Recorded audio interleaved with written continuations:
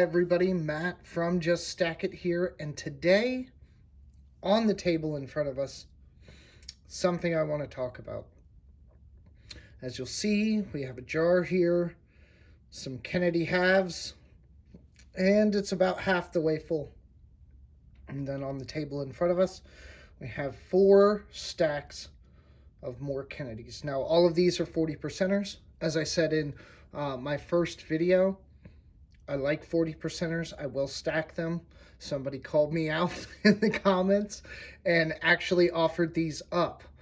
We were able to go back and forth, came to an agreement, a very nice one, I hope, for both of us, and I was able to get these. Some time ago, with my on-hand 40%, I was running out of room and places to put them.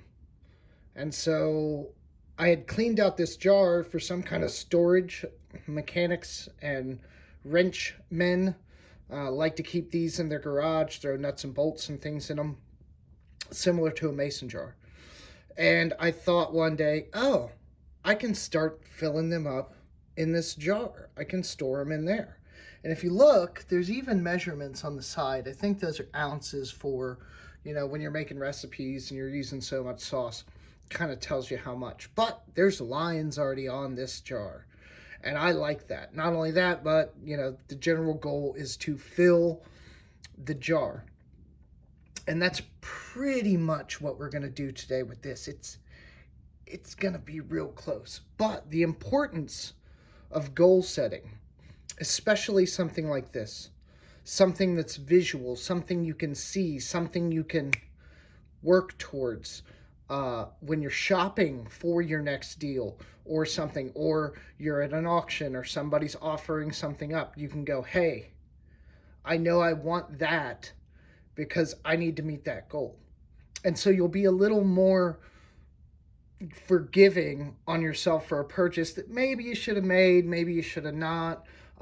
You're working towards your goal. You don't have any second guesses about whether or not you needed to buy 4 more rolls of 40% like I did. And then you feel better when you start taking this. Watch your ears. I'll try to get my editor to fix the volume on this. And then you feel so good when you just start throwing this stuff in here. And we were, about halfway full? And we're getting closer. It's stacked up really nice right there. So that's being very efficient. So it's not going to get as full as if they were just all jumbled around. But look at that. It's pretty darn close to full. Maybe another tube and I'll have it. And then that'll be one more goal complete.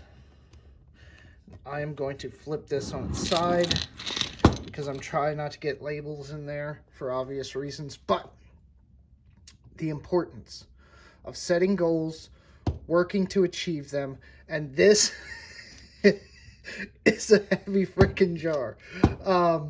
And that's really nice.